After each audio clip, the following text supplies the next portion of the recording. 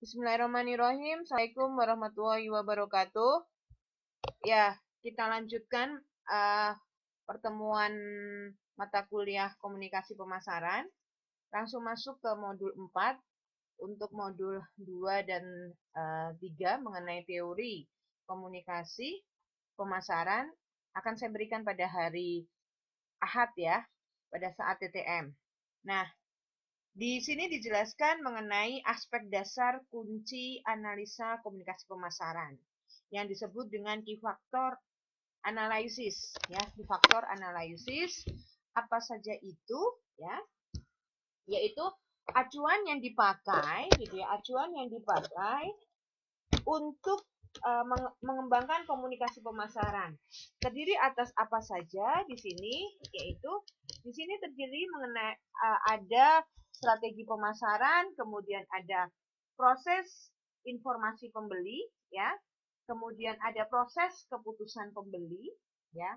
Proses informasi pembeli ini biasanya menyangkut informasi itu diperoleh pembeli dari mana, kemudian pengambilan keputusan pembeli, ya, sehingga akhirnya pembeli memutuskan, oke, saya beli produk tersebut.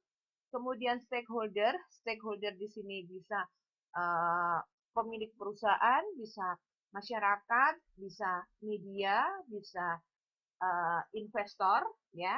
Kemudian ada isu-isu intraorganisasional, riset dan evaluasi, dan yang terakhir adalah lingkungan. Mengapa key factor analysis diperlukan? Ini semua adalah untuk menjawab pertanyaan bahwa apa yang terjadi pada daur hidup itu daur hidup organisasi, produk ataupun merek. Nah, apa itu daur hidup? Nanti juga dibahas pada pertemuan malam hari ini. Nah, tentunya ketika sebuah produk itu dipasarkan pasti mengalami perubahan. Nah, apa saja faktor-faktor penyebab perubahan? Salah satunya ada keinginan, ya, keinginan secara sadar atau keputusan para pribadi. Kemudian yang kedua adalah sikap tindak pribadi dipengaruhi oleh kondisi yang berubah. Sikap ini berubah karena kondisi yang berubah. Kemudian perubahan struktur, ya, dan halangan struktural, pengaruh eksternal, pengaruh dari luar, dari pribadi tersebut. Pribadi yang tersebut di sini adalah konsumen, kemudian pribadi dan kelompok yang menonjol, unsur yang bergabung menjadi satu, peristiwa tertentu, sampai kemudian munculnya tujuan bersama. Nah, perubahan sosial ini tentunya mencakup 4 permasalahan. Apa itu? Dari mana perubahan itu berasal? Kemudian kondisi awal yang bagaimana sehingga dapat menyebabkan perubahan itu terjadi, ya. Nah, ini baru masuk pendahuluan ya. Sehingga di sana harus ada kecepatan. Bagaimana kecepatan proses perubahan sosial? Nah, proses perubahan sosial ini apakah bersifat kebetulan, ya, ataukah yang disengaja? Sebentar, saya izin dulu.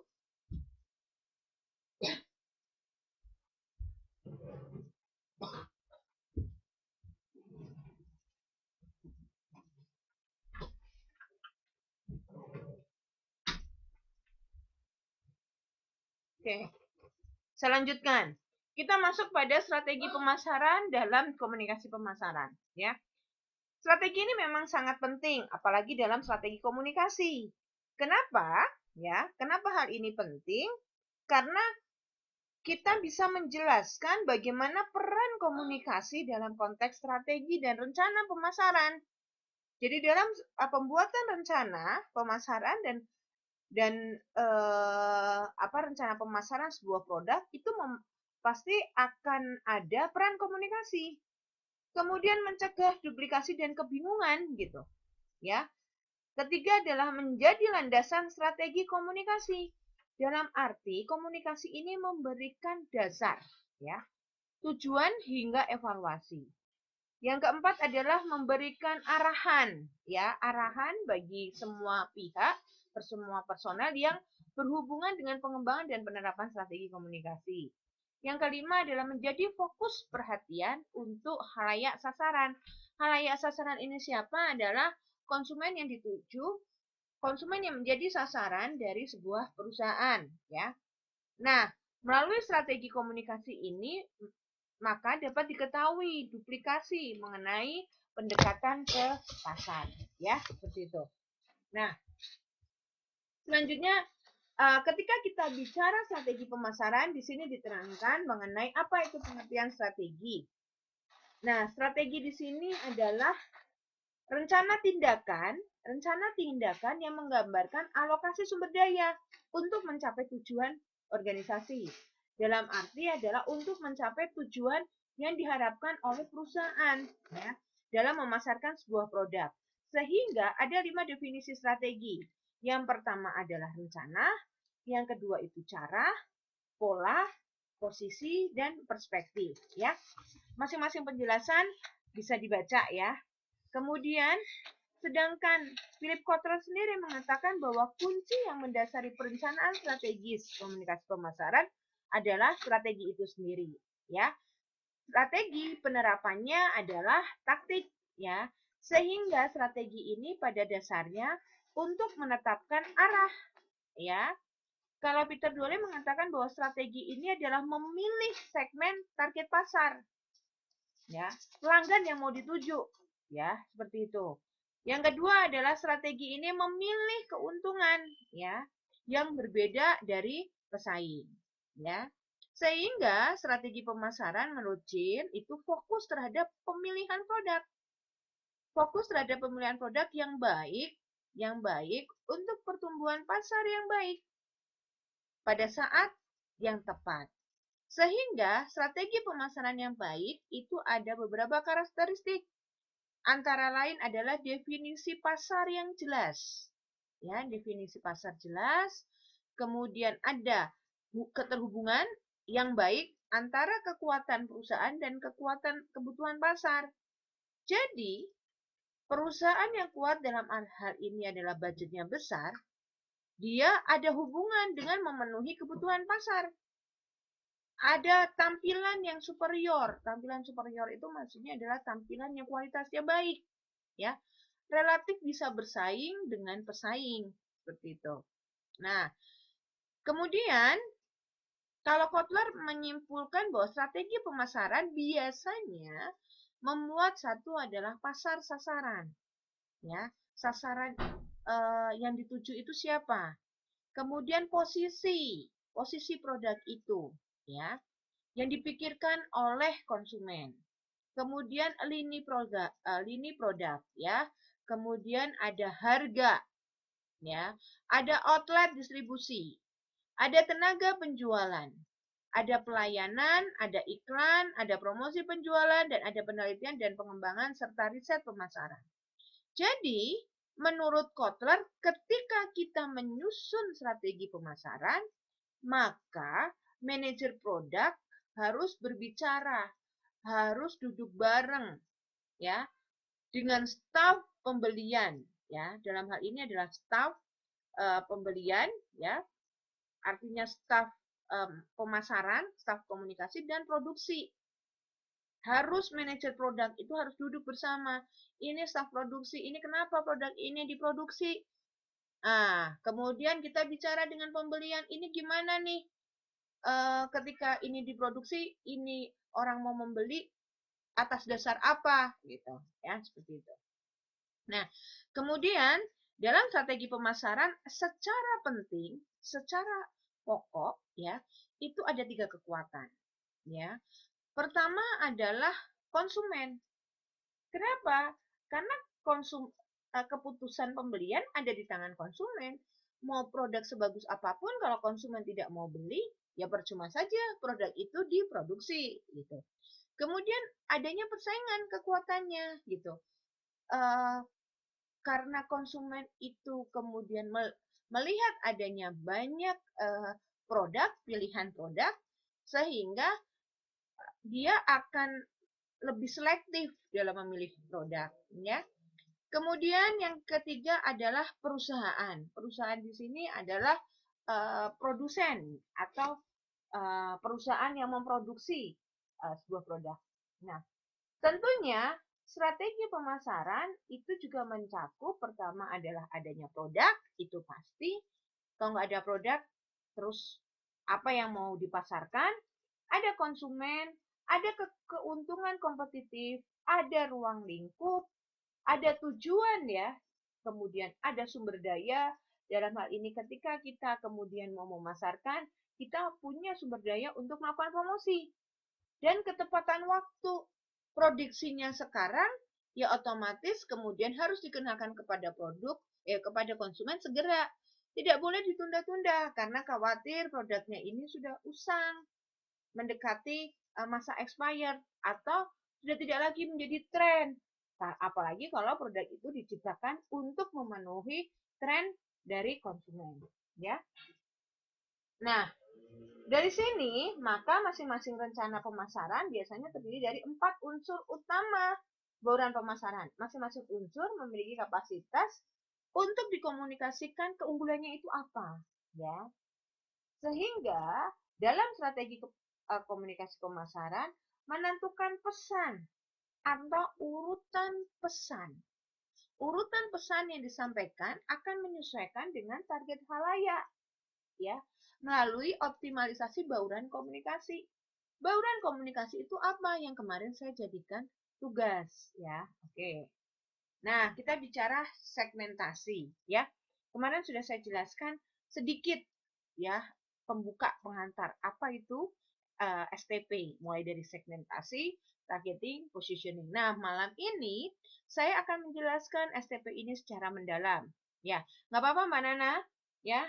Oke. Segmentasi ini adalah ya teknik yang mapan untuk membagi pasar, ya, sehingga mengetahui kebutuhan konsumen. Ya. Kalau menurut Renal Kasali, segmentasi itu proses mengkotak-kotakan pasar. Ya. Sedangkan esensi segmentasi pasar adalah mengelompokkan pasar utama, ya, dalam untuk menetapkan kumpulan tertentu. Nanti akan saya jelaskan di sini. Nah, contohnya di sini adalah ya, ini contoh strategi segmentasi, ya. Contohnya biasanya melakukan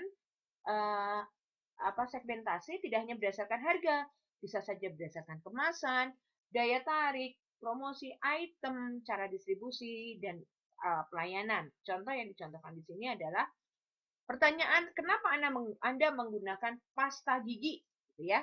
Nah, ketika kita menanyakan ke beberapa konsumen, ada yang menjawab untuk kesehatan. Nafas segar, misalnya. Gigi berlubang, gigi putih. Kemudian di sini gigi sensitif, ini nggak ada ya, segar sensasional. Kemudian gigi sensitif seperti itu. Nah, ternyata gitu ya. Ternyata seseorang atau konsumen beli pasta gigi adalah agar gigi putih, itu fungsi sosial.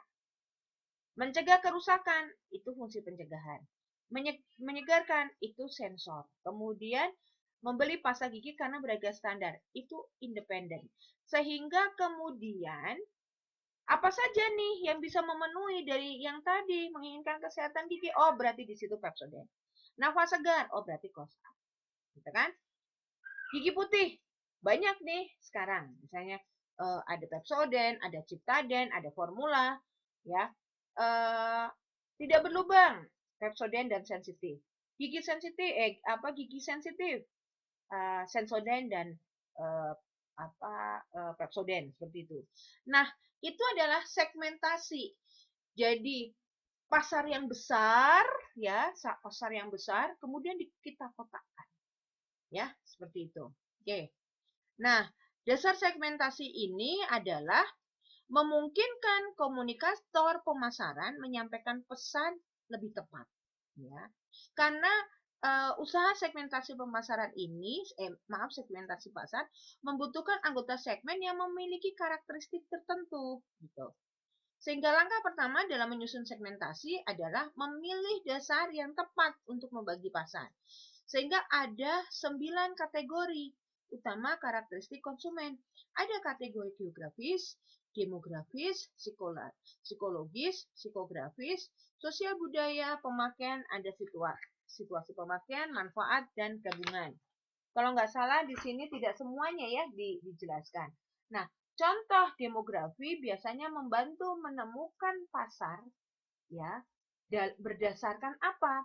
Berdasarkan usia, jenis kelamin, pekerjaan, tingkat pendidikan, agama, kelas, kelas sosial, dan pendapatan. Contohnya adalah begini, status sosialnya, status sosial menengah ke atas itu adalah A.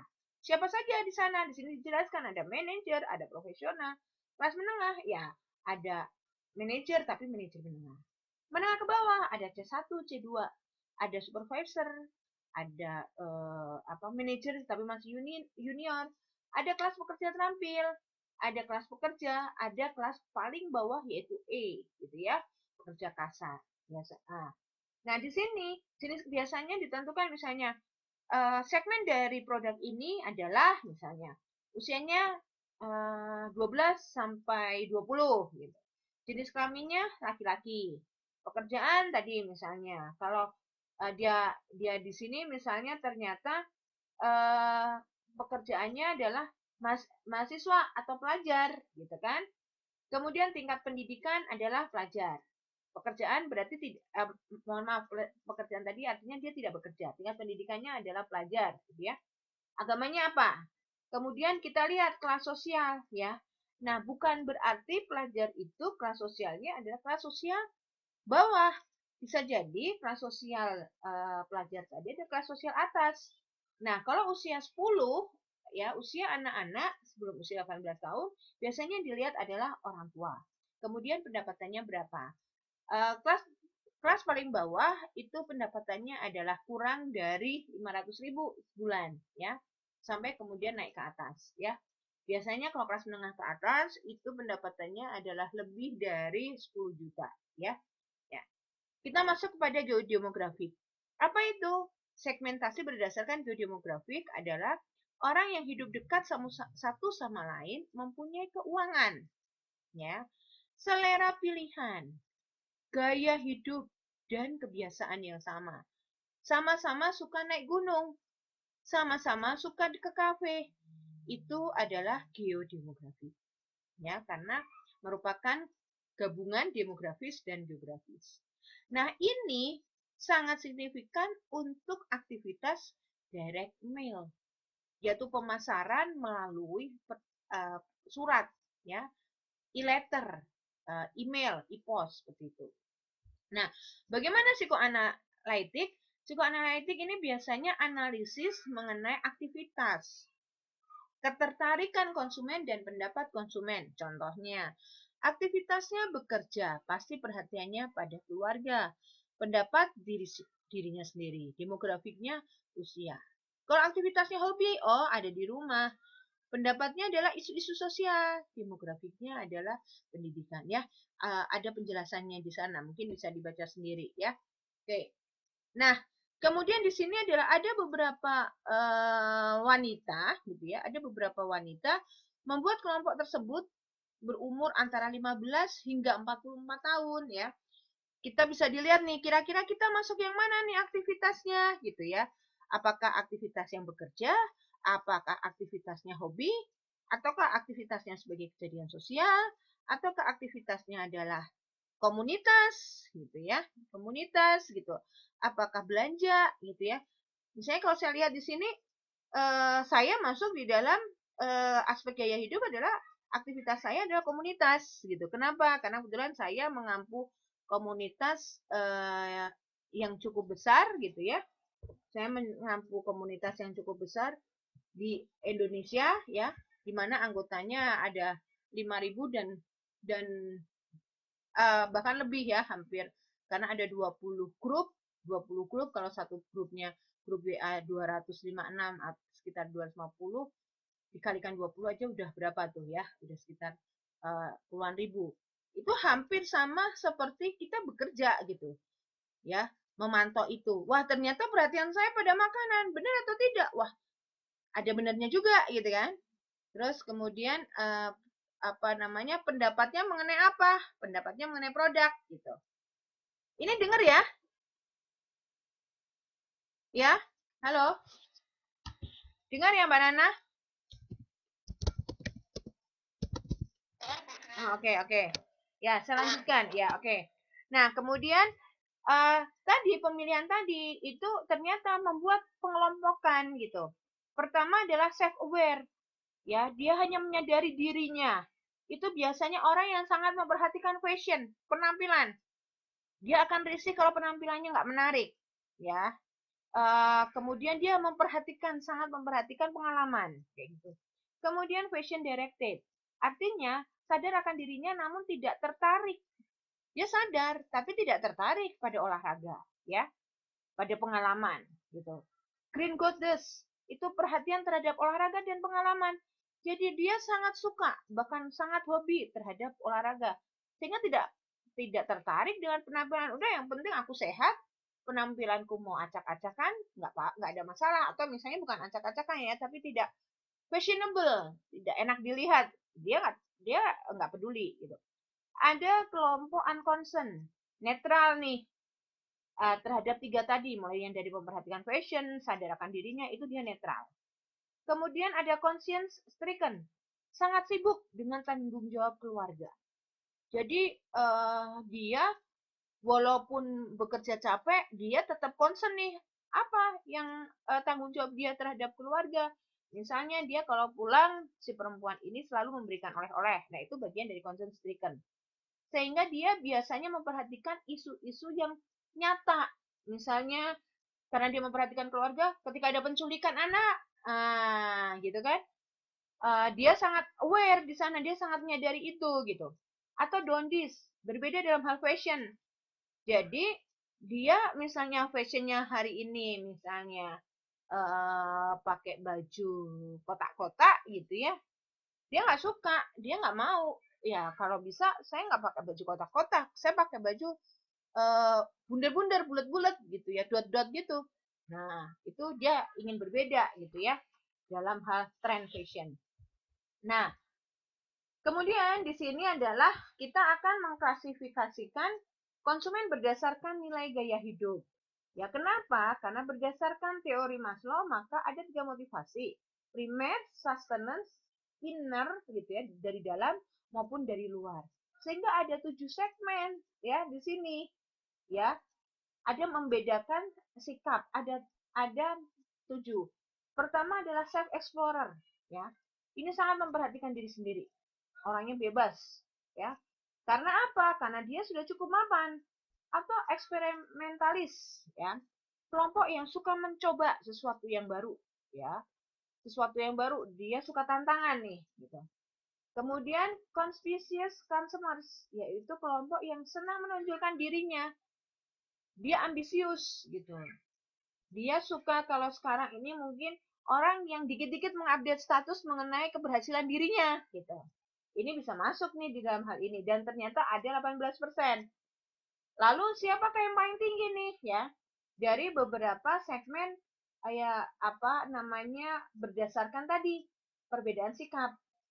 Ada belongers, adalah kepemilikan, yaitu kelompok yang ingin serasi dengan lingkungan, ya. Yaitu orang-orang yang tidak ingin berbeda, ya. Dia orang-orang konvensional, orang-orang kuno, ya. Tidak berani mencoba hal-hal baru, nggak suka akan ada tantangan, apalagi kelihatan menonjol, dia nggak suka. Ternyata, tapi ini termasuk yang cukup tinggi, ya 20%. Ternyata yang besar, beda sedikit adalah survivors, yaitu orang yang berjuang, dia yang bisa bertahan, ya. Dia kurang beruntung dan cenderung mengalami putus asa karena kemiskinan dan suka menyendiri.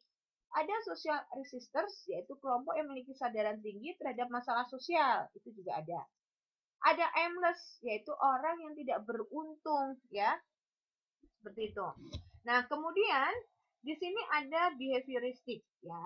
Behavioristic ini dia akan menunjukkan jenjang loyalitas yang ditunjukkan pembeli. Salah beberapa aspeknya ya, proses pembuatan keputusan berdasarkan perilaku itu ada kesempatan penggunaan ya. Misalnya ya, Di sini adalah orang membeli sesuatu karena kebutuhan. Kalau benefit mengacu pada manfaat.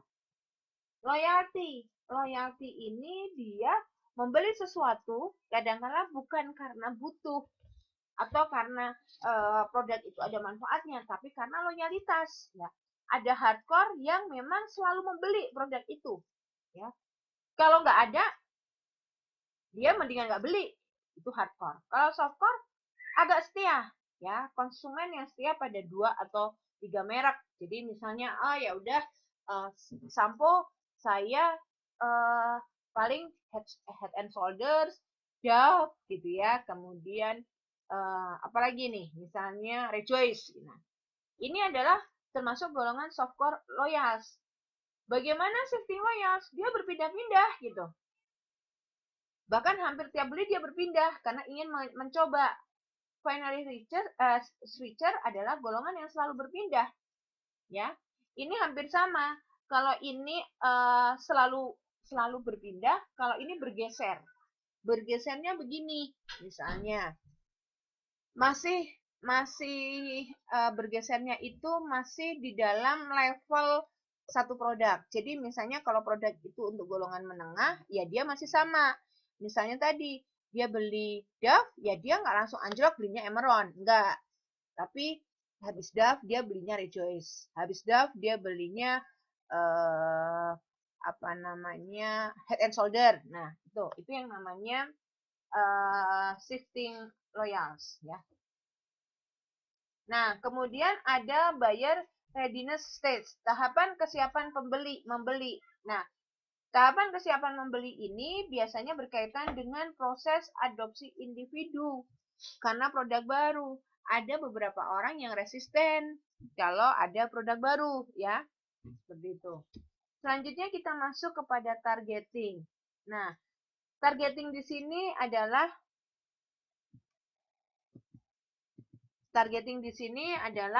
menyeleksi satu atau lebih segmen pasar. Persyaratannya ada ukuran segmen tadi, kemudian daya tarik segmen, sampai dengan sasaran ya.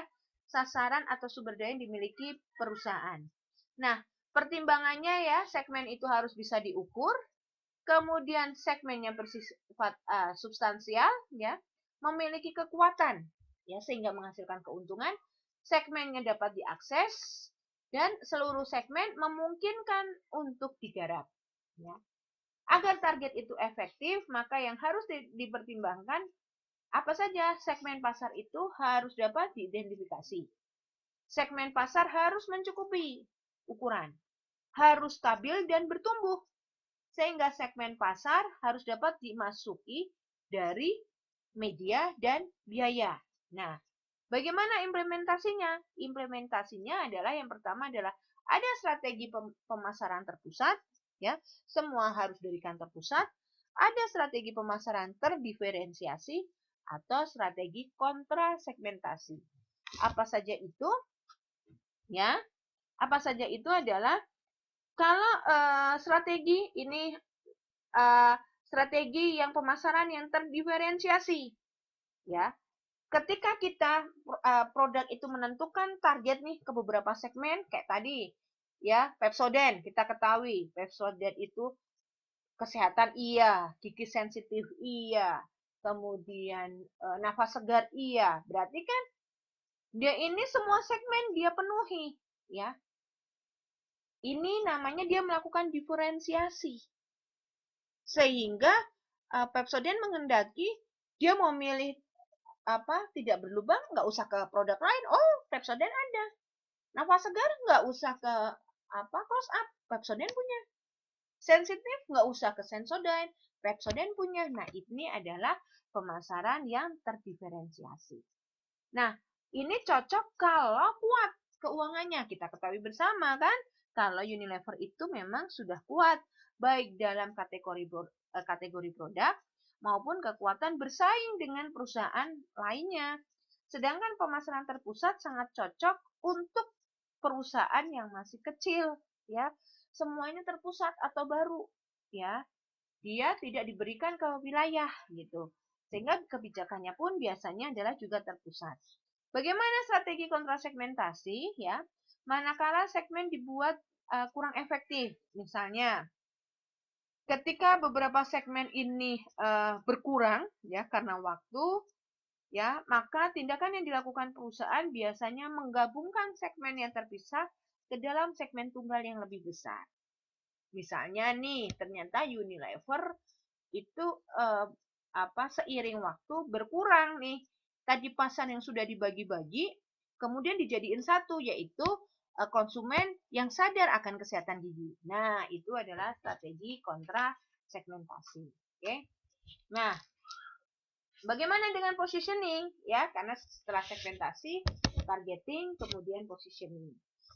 Nah, positioning ini adalah menempati posisi kompetitif dalam dan berbeda dalam benak pelanggan. Ya, jadi nggak usah susah-susah kalau kita bicara positioning. Adalah ketika kita menyebut satu produk, apa yang ada dalam benak pikiran kita. Nah, itu adalah positioning. Ya, contoh Aqua misalnya. Ketika kita nyebut Aqua, kita langsung, oh iya, air mineral pertama. Nah, sehingga itu yang selalu iklannya dibuat bahwa kalau kita kurang air putih, kita jadi lupa. Gitu. Karena kita artinya kekurangan cairan. Nah, seperti itu. Itu contoh dari positioning. Ya. Biasanya strategi utama sasaran utama strategi positioning adalah membentuk citra, ya, citra merek, ya, dalam benak konsumen. Citra merek yaitu tadi misalnya Aqua, bahwa air mineral sehat yang pertama. Nah, kalau di Jakarta kita mau cari air di warung-warung di pinggiran kantor, susah cari air mineral yang selain Aqua, ya. Kayak Ades, terus yang ada di daerah itu nggak bisa temuin di Jakarta, semuanya adalah Aqua. Saya pernah nanya, Bu, nggak ada merek lain, Bu? Ah, nggak laku, Neng, katanya. Fit saja tidak laku. Oh, kok bisa nggak laku? Iya, semua nyarinya Aqua. Karena khawatir kalau kayak Fit atau produk-produk selain Aqua itu tidak terjamin. Nah, ini adalah sudah diposisikan bahwa Aqua adalah air mineral pertama yang sehat. Nah, seperti itu. Nah, kita akan lihat positioning berdasarkan ciri-ciri, ya. Dilakukan dengan cara mengaitkan produk dengan ciri. Misalnya, mobil yang diimpor itu diperkenalkan dengan ke calon konsumen. Kemarin saya contohkan adalah Hyundai, ya. Murah tapi kualitasnya tidak murahan misalnya, ya. Kemudian Volvo, ya, aman, tahan gitu ya. Ini Fiat nih, ini udah mobil-mobil kuno ya, mobil Eropa. Misalnya karena sebagai mobil Eropa yang dibuat dengan keahlian seniman. BMW menekankan pada penanganan dan mesin gitu ya, dan masih banyak lagi ya, ada Toyota, ada Suzuki, ada Honda, ada Daihatsu seperti itu. Nah, kemudian ada dimensi ciri, harga dan kualitas yang digunakan untuk tahapan positioning. Bagaimana dengan positioning berdasarkan penerapan? Biasanya dengan menekankan keunggulan gitu. Keunggulannya apa? Misalnya ada sampo hijab Mustika Ratu. Ya, keunggulannya itu untuk pasar sasaran mereka-mereka yang memakai jilbab, ya. Seperti itu. Misalnya di sana ada untuk efektif untuk mencegah ketombe. Nah, bagaimana dengan itu tadi manfaat ya, keunggulannya. Kemudian bagaimana dengan positioning berdasarkan pengguna produk. Nah, kalau pengguna produk gitu ya, kalau pengguna produk itu memposisikan produk sebagai yang terbaik ya. Misalnya kosmetik Charlie dari Revlon diposisikan gaya hidup tertentu, atau misalnya Toyota Kijang ya, sekarang udah nggak ada ya, diganti Innova gitu ya. Itu diposisikan sebagai mobil keluarga. Ya, seperti itu. Kemudian positioning kelas produk. Positioning kelas produk ada diposisikan sebagai pemimpin dalam kategori produk tersebut. Contohnya adalah misalnya Flexi, ya. Flexi pada saat itu adalah sebagai pemimpin kategori produk CDMA, walaupun sekarang sudah tidak ada ya. Gitu. Atau misalnya simpati, ya. diposisikan sebagai kartu provider pertama di Indonesia. Pemimpin kan, pemimpin pasar gitu. Lain-lainnya adalah pengekor, pengikut ya. Kemudian positioning berdasarkan pesaing. Ya. Misalnya beberapa iklan yang mengatakan misalnya membuat misalnya permen kopi, ada pesaingnya Kopiko tuh apa tuh permen apa itu. Nah, itu adalah positioning berdasarkan pesaing ya. Ada permen kopi itu pertama kan Kopiko. Kemudian kan ada permen lain selain Kopiko. Nah, itu adalah positioning berdasarkan pesaing ya. Kemudian di sini saya akan lanjutkan mengenai komunikasi pemasaran dan strategi. Peran strategi komunikasi dalam pemasaran itu sangat penting ya gitu. Karena setelah melakukan tadi, ya kita tadi sudah melakukan analisa STP kan, segmentasi kan, ada geografi, apa aja nih. Bisa disebutkan strategi segmentasi? Saya ingin nanya, baru ada 3 orang ya. Apa nih strategi segmentasi? Boleh dicontohkan? Mbak Nana?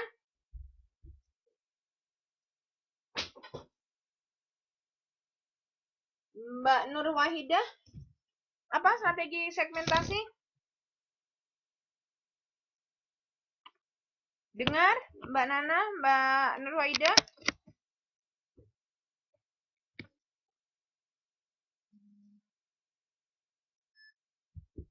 Ya.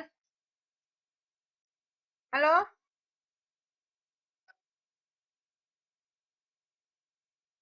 Halo? Dengarkan ini ya? Ya.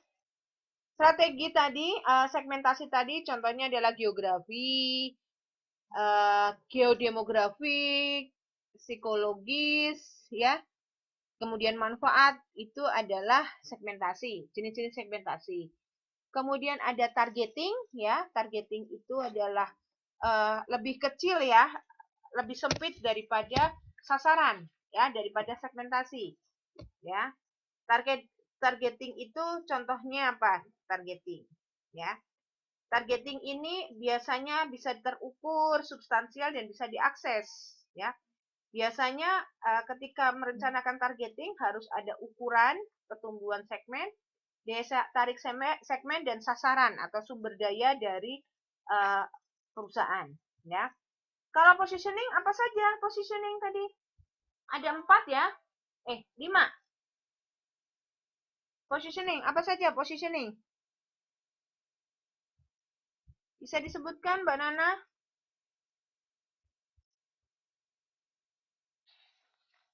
Positioning? Ya, ada positioning berdasarkan ciri-ciri. Ya, kayak tadi mobil nih, gitu kan. Hyundai terkenal mobil yang murah, gitu ya. Kemudian setelah itu ada penggunaan, karena penggunaan keunggulan.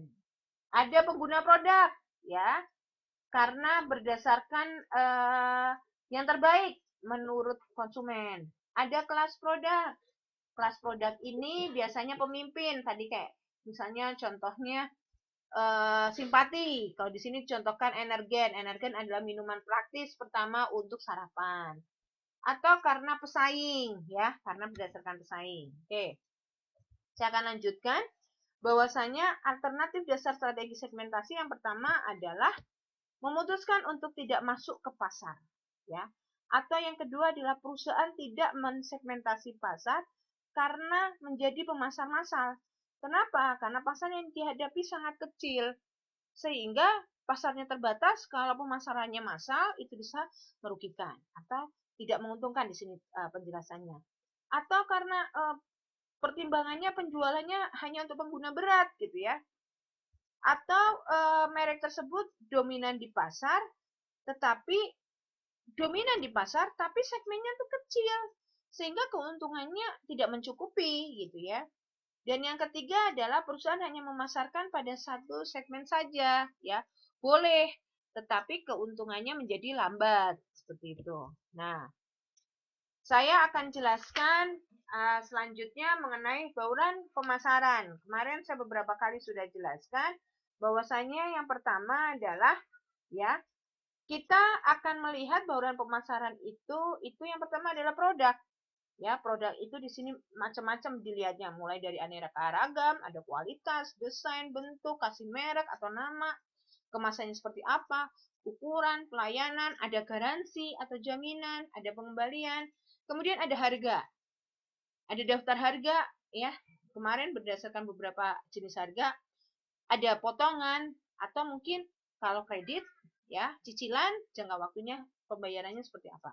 Promosi ya, ada 7, mulai dari periklanan, direct selling, sales promotion, personal selling ya, kemudian PR, kemudian dari mulut ke mulut gitu ya. Kemudian ada apa lagi? 6 atau 7 ya, Ibu ya.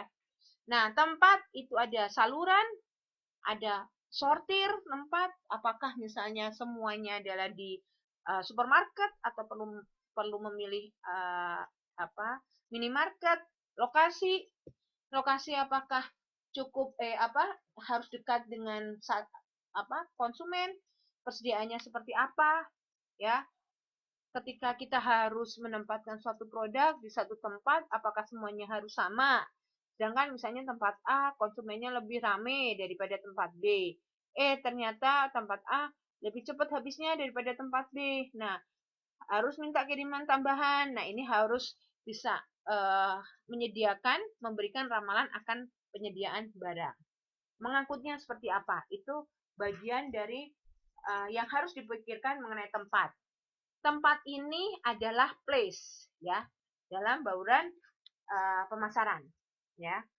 Kemudian di sini adalah produk itu memiliki 7 tingkatan. Pertama adalah berdasarkan kebutuhan keluarga atau apakah itu produk keluarga. Misalnya dari kecil kita pakainya Pepsodent, ya udah kita pakai itu terus gitu. Apakah ada dari kelas produk ataukah lini produk atau jenis produk sampai kepada merek dan unit ya.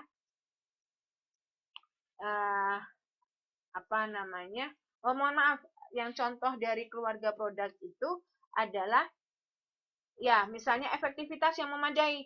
Keluarga kebutuhan itu adalah kebutuhan inti yang mendasari. Jadi misalnya tadi kita memilih Pepsodent karena itu jaminan ya yang direkomendasikan oleh Ikatan Dokter Gigi gitu.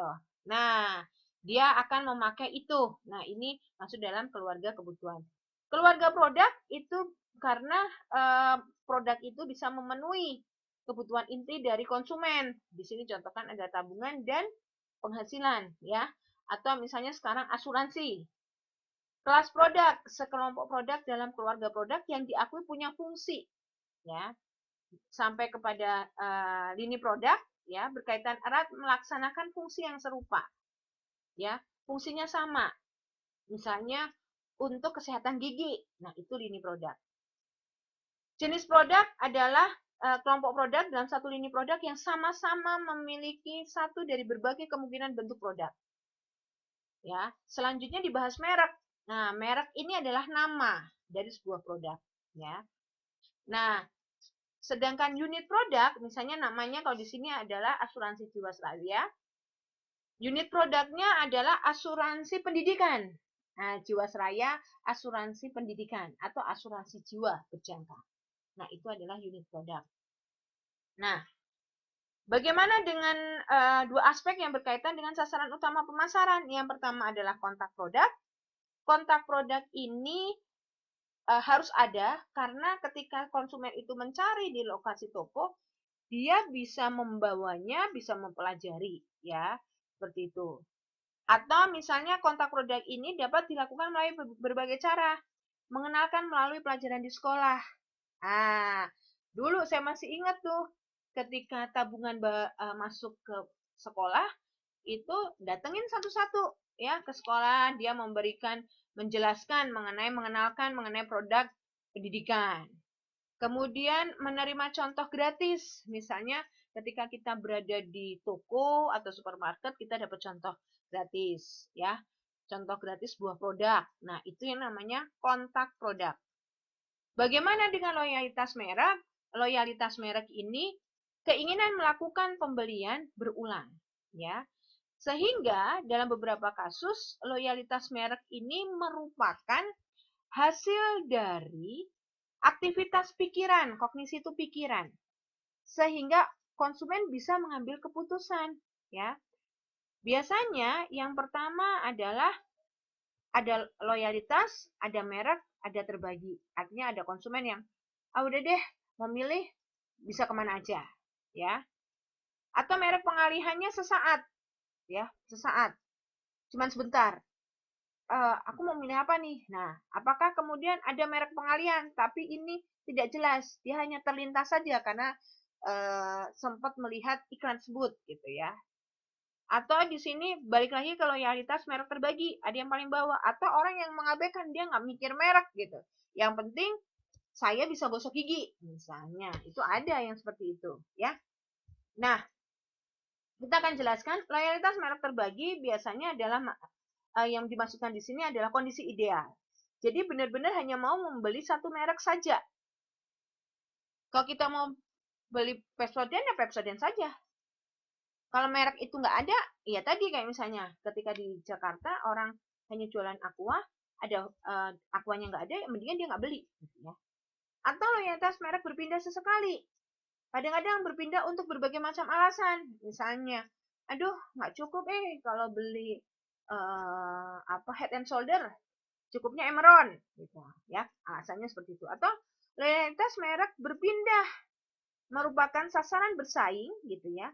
Karena pertumbuhannya lamban. Misalnya sampo Hadiswarno kan pertumbuhannya lamban tuh. Nah, ini konsumen akan berpindah karena tidak semua supermarket atau minimarket ada sampo tersebut. Sampo ginseng ya itu. Atau loyalitas merek terbagi lainnya, yaitu di sini pembelian 2 atau lebih merek secara konsisten. Misal, pasar sampo punya tingkat loyalitas merek yang rendah, ya kayak saya misalnya. Kadangkala mungkin kalau teman-teman mungkin bisa jadi enggak, misalnya saya kadangkala ketika ini ada promo produk, saya akan beralih. Nah, tidak hanya sampo ya, tetapi biasanya kalau ibu-ibu melihatnya adalah ketika ada promo produk, apalagi ada diskon, ada tambahan produk lain gitu loh, bundling. Nah, akan terjadi pengenalan merek terbagi, ya. Pengabaian merek adalah orang membeli itu tidak punya pola yang jelas atau memang dia udah deh, yang penting gosok gigi, yang penting sampoan. Nah, itu adalah pengabaian merek, ya. Kemudian di sini kita akan lihat selanjutnya adalah produk life cycle atau daur hidup produk, ya. Jadi ketika kita mau menjual, kita harus memperhatikan daur hidup produk karena umur produk itu terbatas. Penjualan produk juga berbeda-beda, ya. Laba naik dan turun itu bisa mempengaruhi siklus hidup produk, ya. Produk juga memerlukan berbagai macam strategi pemasaran, ya. Sehingga siklus hidup produk yang pertama adalah adanya perkenalan atau pertumbuhan. Biasanya pada tahap ini itu penjualannya lambat karena produk itu masih produk baru, ya. Jadi orang yang sadar, belum semua, kalau toh sadar tidak bisa langsung beralih ke produk baru, ya, seperti itu. Nah, kayak teh harum ya, teh botol harum di Indonesia. Itu produk baru gitu ya. Awalnya penjualannya tidak begitu bagus, tapi karena iklannya gencar sehingga dia mengalami pertumbuhan. Nah, pertumbuhan ini cepat sekali, pasarnya cepat, meningkat labanya besar gitu ya. Nah, dia akan naik lagi ke dewasa, ya. Ini tahap dewasa ini pertumbuhannya benar-benar mencapai titik optimal, ya. Tapi dia akan mulai menurun kalau kemudian produk tersebut tidak ada diferensiasi, ya tidak ada diferensiasi, dia akan turun, dia akan turun. Misalnya apa ya yang akan turun tuh? Ya tadi misalnya kalau seandainya produk Pepsodent gitu ya, dia tidak melakukan diferensiasi, orang akan beralih ke produk yang lain. Ini namanya decline ya. Dan laba pun akhirnya semakin menipis. Nah, karakteristik aktivitas di sini ada di dalam buku halaman 433. Ini maksudnya begini ya. Kalau penjualan di bagian perkenalan itu rendah. Penjualan di bagian tumbuh itu adalah tumbuh cepat. Penjualan di bagian D mulai melambat. Penjualan di kemunduran itu menurun. Bagaimana keuntungan? Ya. Bagaimana keuntungan? Bagaimana keuntungan? Keuntungannya adalah kalau perkenalan itu kecil, ya. Perkenalan itu kecil. Kalau tumbuh itu benar-benar tuh pasar yang tumbuh itu keuntungannya mencapai puncak. Dewasa mulai menurun. Kemandirian dia mulai sedikit. Bagaimana pesaing? Perkenalan biasanya masih sedikit. Nah, ketika pasar itu tumbuh, pesaingnya mulai bertambah nih, gitu. Ketika dewasa, produk itu dewasa banyak. Kemudian ketika kemunduran menurun. Misalnya ada beberapa produk yang akhirnya tutup tidak bisa bertahan. Nah, dewasa ini biasanya adalah maturity ya, maturity dewasa atau maturity ini adalah biasanya produk itu sudah diterima oleh pasar potensial ya. Tetapi orang sudah mulai merasa jenuh. Kok produknya ini aja sih gitu. Cuman ada satu unit produk, misalnya asuransi Jiwasraya cuman ada asuransi jiwa berjangka. Jiwasraya itu menjadi tidak dipilih karena nggak ada asuransi pendidikan. Ya sekarang sih sudah ada ya, tapi ketika asuransi pendidikan misalnya asuransi lain berkembang, dia tidak dipilih karena ya unit produknya terbatas. Nah, sehingga tidak dipilih ya, sehingga mengalami penurunan. Nah, bagaimana nih selanjutnya dengan merek ya?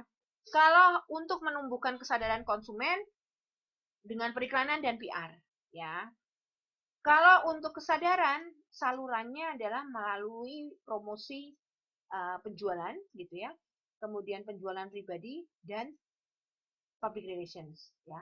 Kalau kesadaran tapi untuk konsumen periklanan dan PR. Kalau secara saluran orang terus-terusan saluran itu di sini media tahu untuk supaya orang sadar melakukan promosi penjualan ya. Sales promotion dengan memberikan hadiah-hadiah gitu atau personal selling penjualan pribadi gitu ya, head to head tatap muka langsung gitu, ya seperti itu. Oke.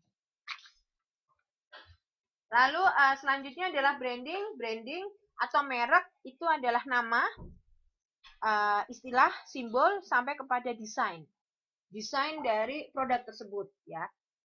Nama kita itu juga disebut merek, sehingga ada juga sekarang ilmu mengenai personal branding. Jadi bagaimana kita membranding memasarkan diri kita sendiri gitu ya, sehingga orang percaya kalau saya memilih Mbak Nana atau Mbak Nurwaidah untuk bekerja di sini, saya tahu dia ini pasti orang yang loyal. Dia orang yang punya komitmen. Nah, itu berhubungan dengan personal branding ya. Nanti bicaranya lain lagi. Ya. Branding yang sukses biasanya menciptakan citra yang baik ya dalam hati pembeli. Kenapa Pepsodent masih menjadi pasar tertinggi? Karena citranya masih baik di mata konsumen gitu ya.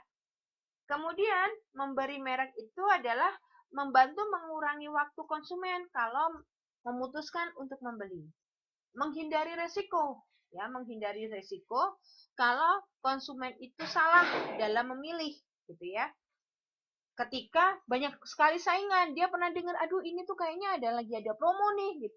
Tapi produk apa ya? Pepsodent apa? Nah, itu apa namanya, menghindari resiko itu kalau kita kasih nama. Atau mempermudah konsumen ya dalam mengidentifikasi.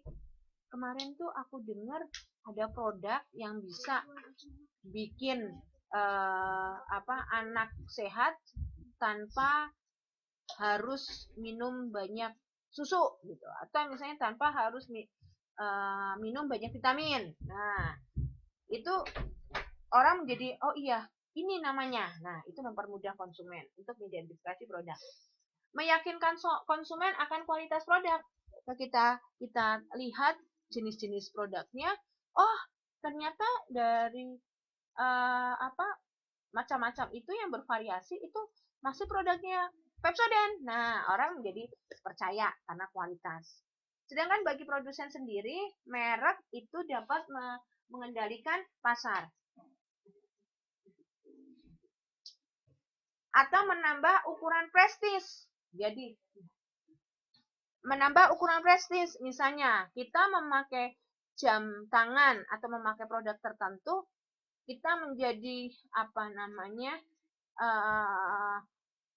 lebih prestis, lebih gaya ya, lebih keren. Misalnya kita memakai jam tangan Guess itu lebih keren daripada jam tangan yang tidak bermerek, atau bahkan jam tangan Guess lebih keren daripada memakai jam tangan Q&Q misalnya, seperti itu.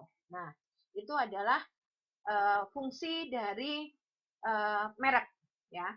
Nah, ada beberapa bentuk merek, mulai dari manufacturer brand, yaitu brand di sini memerlukan bantuan saluran perantara ya untuk membujuk konsumen. Kalau private brand, kenapa untuk membujuk? Maaf, saya kembali ke manufacturer brand. Kenapa perlu perantara? Karena brand ini adalah brand perusahaan, brand pabrik gitu ya. Private brand adalah pihak yang ada di dalam jalur distribusi. Biasanya adalah grosir, pengecer, itu adalah private brand. Sedangkan price brand itu dibuat pabrik atau produsen dalam rangka menyaingi private brand. Adapun generic brand itu dilakukan tanpa promosi, ya. Jadi dia biasanya menjual harga jauh sekali di bawah harga normal, ya. Bagaimana keputusan pemberian brand atau merek adalah refleksi dari biasanya adalah para petinggi-petinggi di dalam perusahaan, ya. Nanti hubungannya di dalam strategi perusahaan itu sendiri, kebijakan perusahaan. Nah, itu pemberian brand, ya, pemberian merek. Nanti cakupannya banyak tuh, itu bahasan khusus ya. Biasanya kalau kita akan bicara perilaku konsumen, di sana akan dijelaskan, misalnya pemberian merek itu dengan warna merek dengan warna merah, kuning, itu punya filosofi artinya apa gitu ya. Maka tugas utama dari komunikasi pemasaran adalah bagaimana nih menanyakan bagaimana citra merek saat ini. Misalnya ketika seorang tim seorang manajer komunikasi pemasaran akan merumuskan merek, dia harus mempertanyakan ini ya kepada timnya. Citra merek ini gimana? Masih bagus atau tidak? Ya. Misalnya, apakah citranya Pepsodent saat ini masih dikenal oleh konsumen gitu. Kemudian kita mempertanyakan pula dari mana merek itu diidentifikasi bagi perusahaan, karena kualitasnya, karena harga, atau karena kemasan, itu harus dicari tahu. Kemudian bagaimana hubungan antara strategi perusahaan saat ini ya dan masa yang akan datang. Kemudian bagaimana merek diposisikan, ya tadi positioning dalam benak sasaran, dalam hal ini adalah dalam benak konsumen gitu. Jadi misalnya Pepsodent apakah diposisikan sebagai pasta gigi yang harganya relatif terjangkau tapi memenuhi kebutuhan konsumen, atau seperti apa gitu, ataukah seperti Sensodyne yang harus yang seringkali direkomendasikan oleh dokter. Nah, itu kita harus tahu nih gitu ya, bagaimana merek itu diposisikan. Sampai kemudian bagaimana nih merek itu kalau dikaitkan dengan persaingan, ya. Dikaitkan dengan persaingan. Bagaimana merek bisa berubah atau dikuatkan kembali karena pernah drop, misalnya Oreo pada saat diisukan ada mengandung babi ya, waktu itu sempat lama sudah lama sekali tahun 2010 itu kan sempat orang ragu gitu ya, walaupun tidak semua mengetahui berita itu, atau misalnya restoran toko roti Breadtalk gitu ya, karena tidak ada sertifikat halal. Nah, itu apakah bagaimana nih citra merek itu berubah atau tidak gitu? Apakah orang biasa aja kok, orang tetap beli Oreo walaupun diisukan, beli Breadtalk walaupun belum ada sertifikat halal dan dan lain sebagainya gitu ya. Itu tidak mempengaruhi konsumen gitu ya, seperti itu. Nah, kemudian mengenai harga ya. Harga ini ya, komunikasi pemasaran memiliki tanggung jawab untuk menginformasikan harga kepada pembeli. Kenapa? Karena jangan sampai kemudian harganya ini menjadi misteri gitu ya. Pernah terjadi itu. Ternyata kayak contohnya pertama kali Maison gitu ya. Di iklannya waktu itu saya ingat sekali, iklannya dijual waktu itu cuman 3.000 awal muncul. Ya 3.000 apa 4.000. Ternyata di toko harganya 10.000 gitu. Nah, ini kan pemberian harga yang tidak fair gitu ya. Karena ada harga yang tidak diinformasikan gitu. Ya, sedangkan di dalam teori price itu harga itu harus diinformasikan. Kenapa? Karena keunggulan harga yang diterima itu tergantung pada pertama itu halayak, sasarannya siapa? Tingkat keterlibatan dari halayak atau konsumen. Kemudian adanya sikap terhadap resiko terhadap produk itu. Sampai kemudian nilai penting harga dalam mengambil keputusan ya. Itu keunggulan harga ya. Selanjutnya kita masuk kepada place, tempat ya. Tempat di sini atau distribusi ya. Itu merupakan hubungan antara penghubung antara saluran dengan konsumen. Jadi saluran ini atau tempat ini adalah merupakan penghubung antara perusahaan dengan konsumen ya. Kemudian di sana juga harus memahami kebutuhan anggota saluran sampai dengan ya menyediakan itu semuanya secara konsisten. Jadi kalau misalnya dalam bulan ini di minimarket ada, bulan depan ya harus tetap ada gitu. Kalau toh habis atau stoknya habis gitu ya, jangan sampai kosong berbulan-bulan gitu. Nah, ini yang harus diperhatikan dalam tempat ya. Ada pertanyaan? Saya evaluasi ya. Halo? Saya evaluasi ya. Oke. Mbak Nana? Saya evaluasi ya. Oke. Jadi kira-kira paham atau tidak dengan yang saya jelaskan ya? Tadi nggak usah ditulis juga nggak apa-apa, langsung disebutkan saja ya. Bahwasanya di sini dikatakan ada 5 definisi strategi. Apa Mbak? 5 definisi strategi apa saja?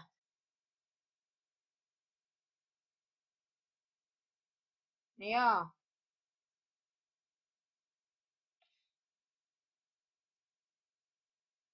Lima definisi strategi.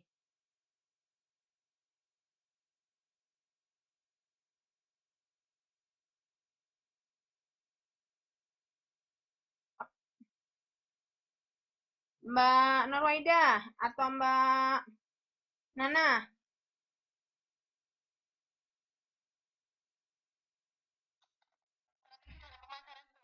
Enggak, 5 definisi strategi.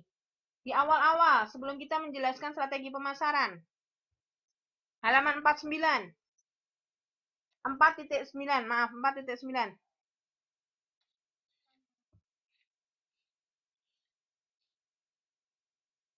Apa, Mbak?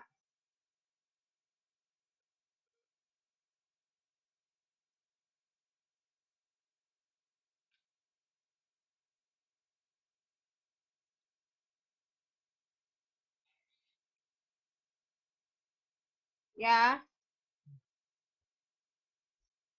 49. Ada tuh, menurut Mintzberg.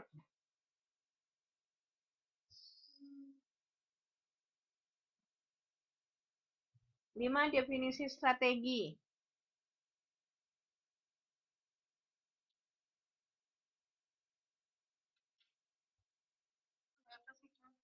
Itu ada 5 definisi strategi adalah rencana, cara, pola, posisi, dan perspektif. 49 ya. Udah ketemu? Iya, 4.9. Menurut Mintzberg tahun 96.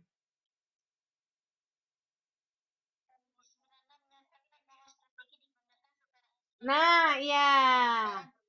Nah, 5 definisi strategi tadi apa? Ada rencana, cara, pola, posisi, dan perspektif. Ya, gitu. Kemudian, apa ya, sebentar.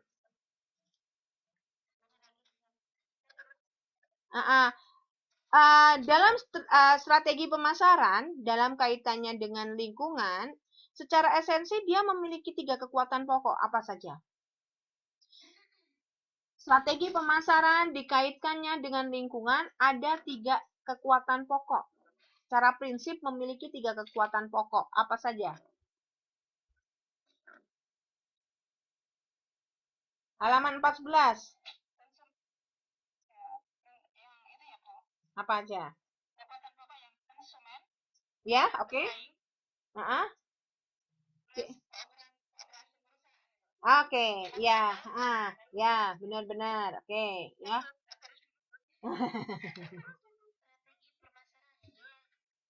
Ya, berkaitan dengan lingkungan. Oke. Sedangkan strategi pemasaran itu mencakup komponen apa saja menurut Smith? 412. 412. Menurut Smith.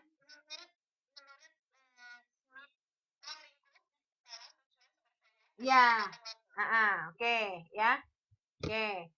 Kemudian apa sih sebetulnya esensi dari segmentasi pasar itu?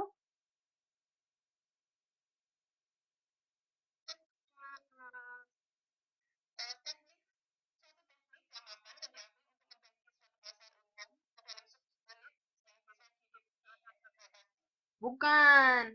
Usaha mengelompokkan pasar yang utama untuk menetapkan sekumpulan atau kelompok pembeli tertentu. Di halaman 413, Mbak.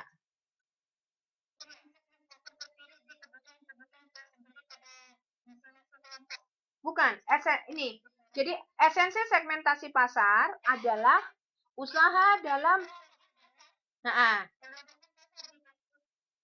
yang utama. Bukan. Di halaman 413 tadi pertanyaan.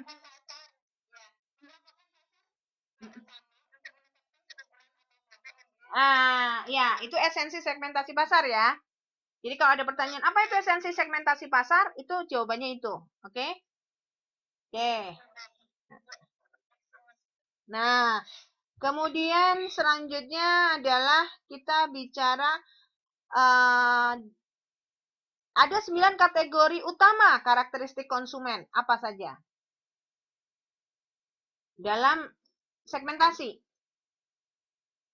Halaman 415.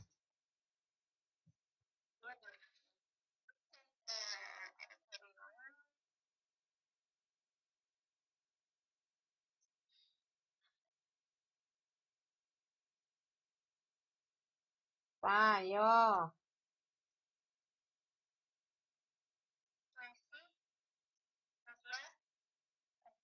Apa tadi?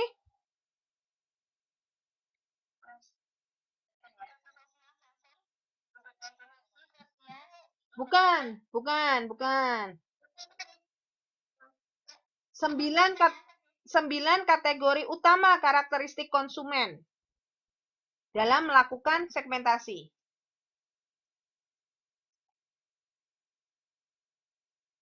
Ayo, apa saja?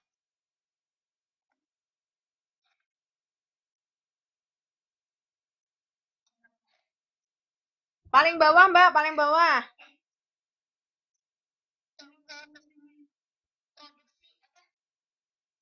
Apa coba? Kalau pertanyaannya, sebutkan 9 kategori utama karakteristik konsumen yang menjadi dasar melakukan segmentasi, yaitu geografis, demografis, psikografis, psikologis, sosial budaya, manfaat, pemakaian. Udah ketemu? Baris terakhir, halaman 415. Hah? Ketemu nggak?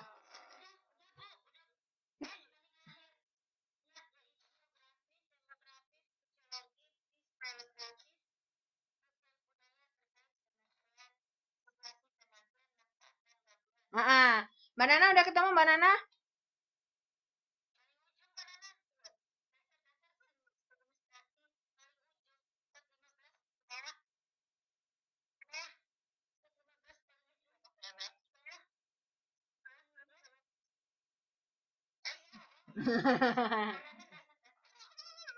Ya, ini sering keluar nih biasanya ya. Saya nggak tahu, tapi biasanya ini sering ditanyakan ya, dasar-dasar kategori utama orang melakukan karakteristik konsumen gitu ya, untuk melakukan dasar-dasar segmentasi.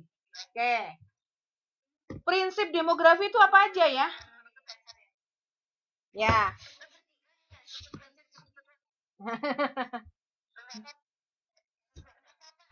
Berdua aja malahan. Bertiga kan sama saya. Ya. Prinsip demografi apa saja? Prinsip demografi. Ayo.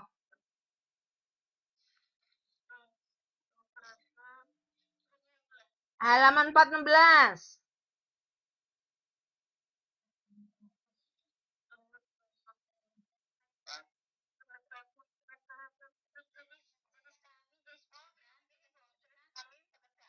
Ya, benar. Ya, ya. Ini sih biasanya juga suka keluar ya. Saya nggak tahu yang keluar apa karena yang membuat soal bukan saya, tapi saya akan pertanyakan beberapa yang sering ini aja ya. Biasanya ditanyakan.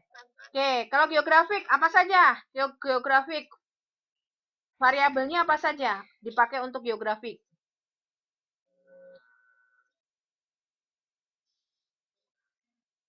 Halaman 4 halaman 417.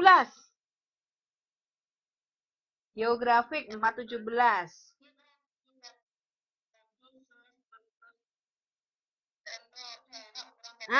Ya, kepadatan daerah dan iklim ya. Itu. Oke. Kemudian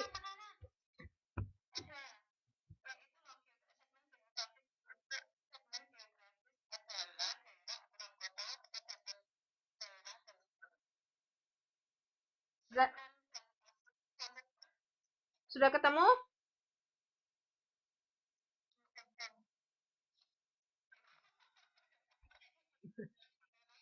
Ya. Kemudian geodemografik itu biasanya sangat signifikan dipakai dalam aktivitas apa? Geodemografik. Direct mail, ya, direct mail. Oke. Ya. Kalau psikografis atau psikoanalitik itu biasanya ditentukan berdasarkan apa? Analisa apa?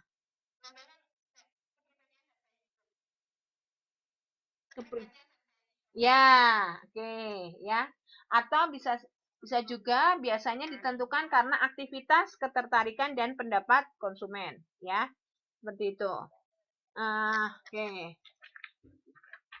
Terus, bentar. Di dalam konsep loyalitas, ya, di dalam konsep loyalitas itu ada beberapa jenis loyalitas. Ada 3 atau 4 loyalitas. Apa saja itu?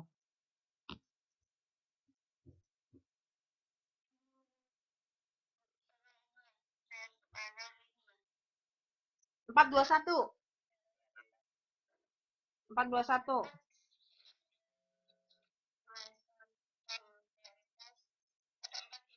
Ya, apa aja, Mbak? Kenapa? Apa? Bukan, 4 jenis loyalitas. 4 kelompok loyalitas. Ya, hardcore loyalty, ya. Ya. Terus? Shifting loyal dan ya, finally switcher. Nah, apa yang dimaksud dengan jelaskan masing-masing itu? Ya tadi yang Mbak jelaskan tadi. Hardcore loyalty itu apa maksudnya?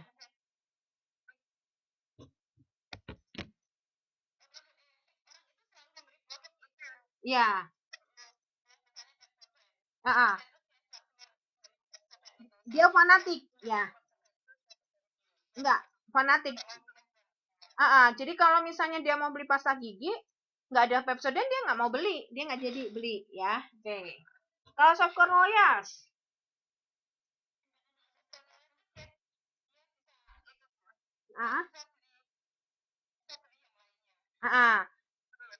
tapi tidak hanya satu produk, bisa 2 atau 3, ya, 2 atau 3 produk.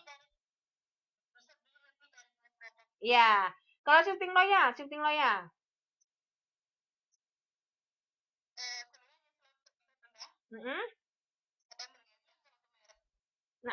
Ke merek yang lain. Kalau shifting loyal ini bisa berpindah-pindah ya, tergantung keuangan ya. Kalau finally switcher ini sama sekali tidak setia. Ya. Ya, kalau misalnya gini, bedanya antara shifting loyal dengan finally switcher. Jadi misalnya kalau dia ada gini, contohnya nih, kalau dia ada uang, dia akan beli misalnya samponya Dove gitu ya. Tapi kalau dia nggak ada uang, ya tetap dalam level yang sama, tapi tidak Dove tapi Rejoice. Tapi nggak anjlok gitu loh, nggak langsung ke Emerald, nggak gitu ya. Nanti ketika ini ya dia balik lagi, ketika ada uang dia balik lagi ke Dove. Tapi kalau finally switcher, hari ini misalnya minggu ini belinya atau bulan ini belinya Emerald, besok belinya Sunslick. Nah, itu pindah-pindah gitu. Jadi kayak mencoba semua produk ya, seperti itu.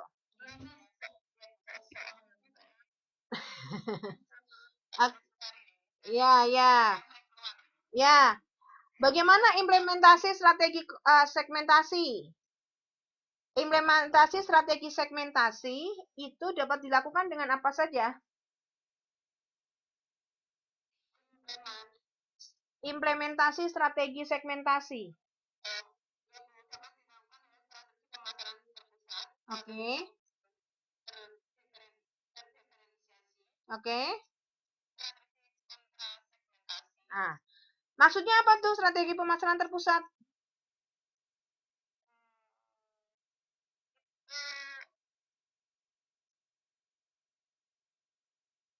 Apa yo?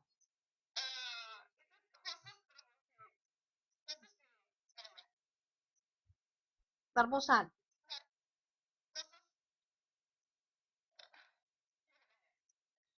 Ayo. Maksudnya apa? Yo, strategi segmentasi terpusat.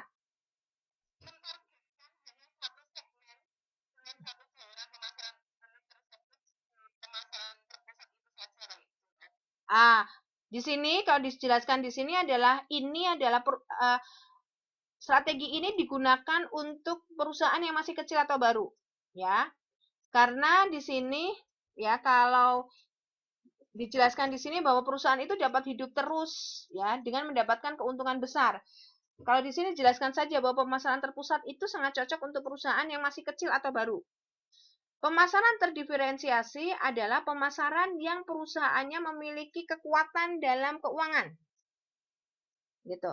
Ya, kekuatan dalam keuangan dalam artian dia sudah memiliki kekuatan bersaing dengan perusahaan lain. Contohnya Unilever kan tadi saya jelaskan. Ya. Jadi kalau dia punya kekuatan keuangan dan dia bisa bersaing dengan perusahaan lain, memakai pemasaran terdiferensiasi. Kalau perusahaannya masih baru dan kecil, dia memakainya strategi pemasaran terpusat. Ya. Kalau strategi kontrasegmentasi adalah dia perusahaan yang segmennya sudah dibuat tapi dirasa kurang efektif. Ya. Karena apa? Karena segmennya ini berkurang dan tidak berkembang. Ya, contohnya adalah tadi sampo sampo ginseng itu loh. Bukan Rudi Suwarno, apa sih? Aduh, lupa saya yang bentuknya hitam atau coklat. Contohnya seperti itu atau produk-produk lain ada ya, nanti bisa diberikan contoh sendiri. Oke. Kemudian apa itu strategi positioning?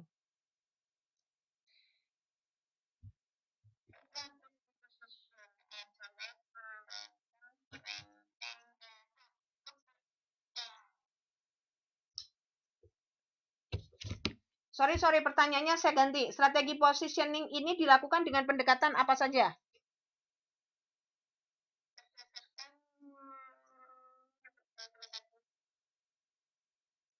Halaman 424. Ya. Terus apa lagi? Nah, ya. Dan terakhir kelas produk atau berdasarkan pesaing, ya. Ada berapa jenis? Kok berapa jenis? Berdasarkan itu, contohnya apa? Berdasarkan ciri-ciri.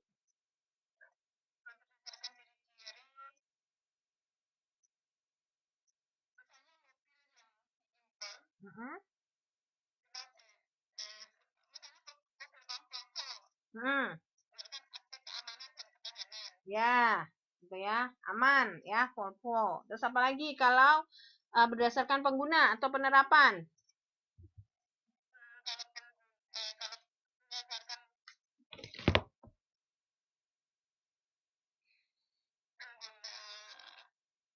Atau penerapan. Tidak harus sama ya contohnya ya. Mbak bisa ngambil contoh lain, tidak harus yang ada di buku. Kalau bisa tepat menjelaskannya, itu lebih baik. Contohnya apa? Energen. Energen itu cocok untuk orang yang sibuk tidak sempat sarapan. Kan berdasarkan penerapan atau penggunaan, ya kan? Tuh. Kemudian pengguna produk.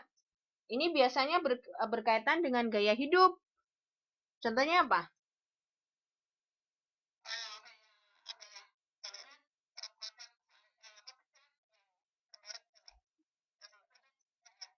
Ya, bisa ya, pengguna produk. Jadi dia memakai produk itu lebih apa? Lebih lebih bagus, lebih gaya gitu ya. Dia lebih percaya diri. Nah, gitu. Kemudian kelas produk. Kalau kelas produk apa?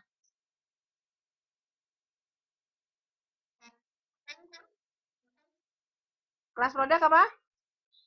Biasanya produk itu karena pemimpin pasar. Contohnya yang saya contohkan misalnya Simpati adalah provider pertama kan? Itu. Itu berdasarkan kelas produk. Kalau pesaing iya, apa? Dia sebagai produk pertama biasanya kelas produk itu. Ya. Atau misalnya tidak hanya kelas pertama, misalnya uh, Blue Band gitu ya. Itu adalah margarin gitu. Jadi kalau kita bicara margarin, kelas produknya adalah ya Blue Band seperti itu, ya. Pesaing apa pesaing?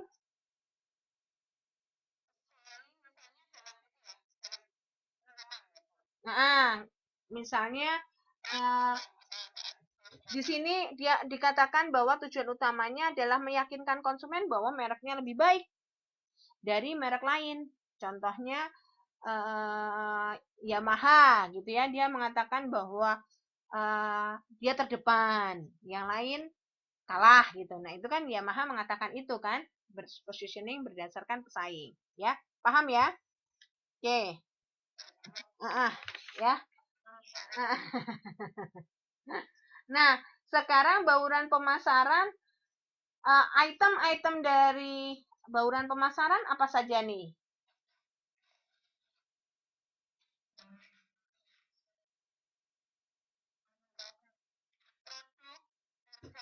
Ya, kalau saya menanyakan ada item-item, berarti dijelaskan tuh.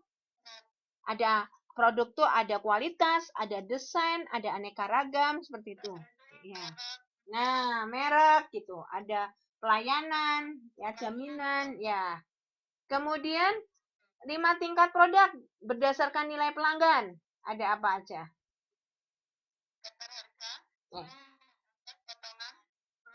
Bukan, 5 tingkat produk berdasarkan nilai pelanggan halaman 429. Nah, manfaat inti, produk dasar, produk yang diharapkan, ya, produk yang ditingkatkan sampai produk potensial, ya, seperti itu. Oke. Kemudian, apa itu merek?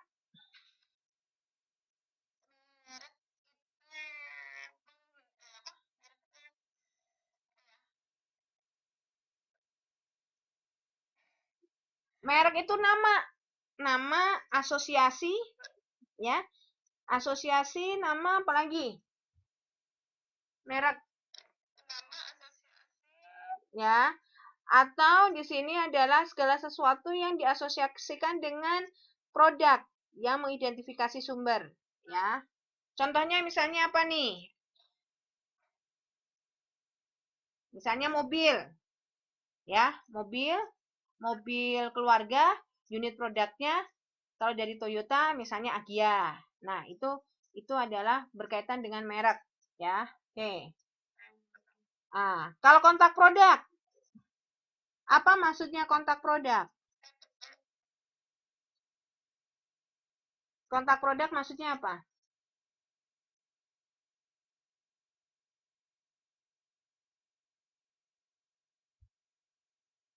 Kontak produk halaman 430.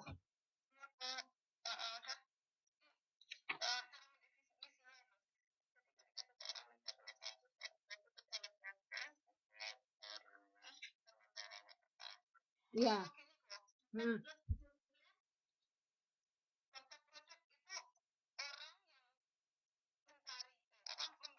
Hmm, hmm, hmm, hmm.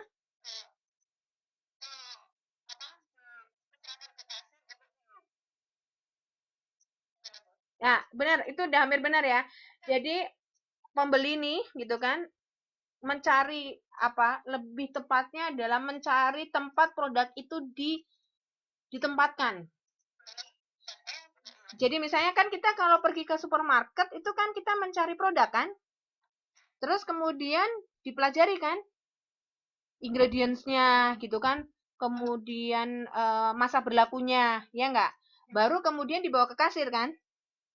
Nah, itu manfaat dari kontak produk. Nah, ternyata di dalam produk itu ada daur hidup. Nah, daur hidup itu mulainya dari apa saja?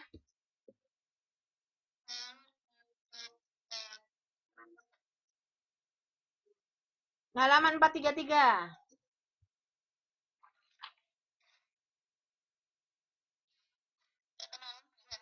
Ya, ada perkenalan, ada tumbuh, ada dewasa, ada kemunduran. Ciri-cirinya apa masing-masing? Perkenalan, ciri-cirinya apa?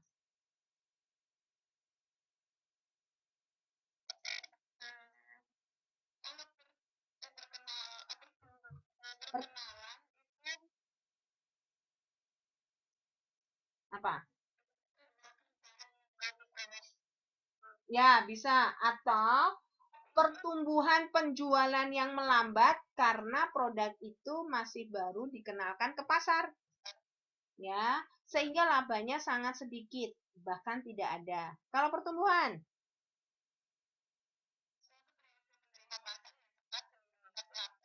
yang besar, ya. Atau penerimaan pasar cepat sehingga labanya besar atau laba meningkat. Kedewasaan.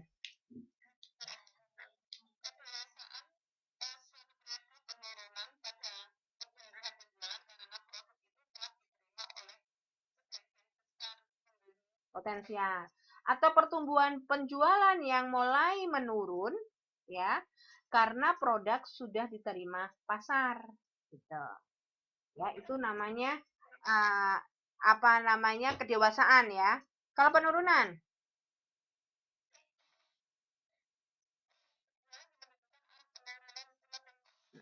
semakin menipis ya. Oke, dah. Oke. Kemudian pengertian branding yang sukses itu apa?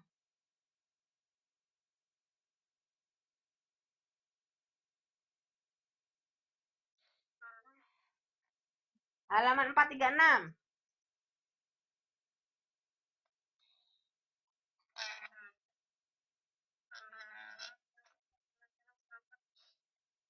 Branding yang sukses.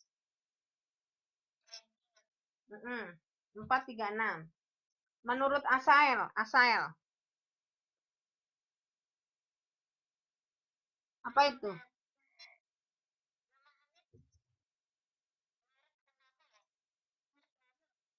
Ya, merek itu nama, istilah, asosiasi, simbol. Tapi branding yang sukses itu gimana maksudnya? Ayo.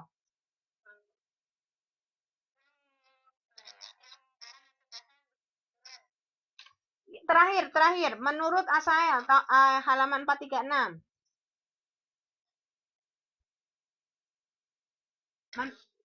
Udah ketemu? Menurut Asael tahun 90.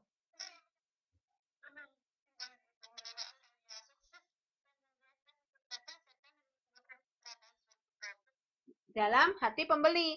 Jadi mampu menciptakan citra baik dalam hati pembeli. Itu branding yang sukses. Gitu. Oke? Nah, kita masuk kepada di sini halaman 438. Tugas utama komunikasi pemasaran itu menetapkan hal-hal sebagai berikut. Antara lain apa aja?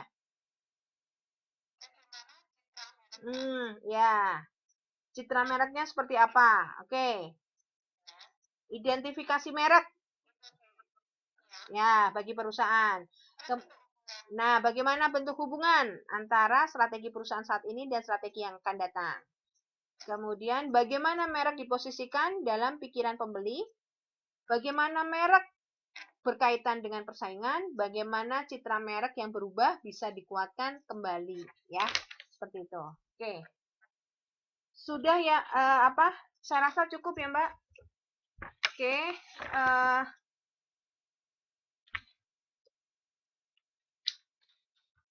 Saya rasa itu saja. Nanti kita ketemu hari Ahad ya. Ahad. Nanti saya jelaskan mengenai teori komunikasi pemasaran ya. Untuk sementara untuk ini belum ada tugas dulu ya. Seperti itu. Nanti mungkin saya beritahukan hari Ahad deh ya. Itu saja. Terima kasih ya. Iya ya.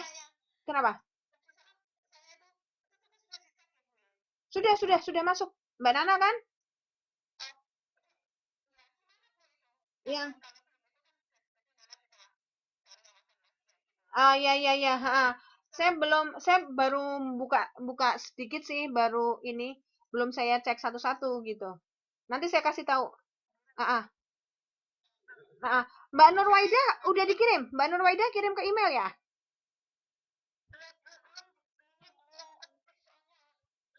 Oh, pantesan. Ya. Oke. Eh, apa baru baru 3 orang yang ngumpulin ya? Ya. Ya. Nanti insya Allah saya akan bawa pada saat apa namanya pada saat TTM nanti saya jelaskan ya mengenai tugas itu ya. Nanti mungkin saya evaluasi satu yang sudah dikumpulkan aja nanti saya evaluasi ya. Oke. Itu saja. Terima kasih ya.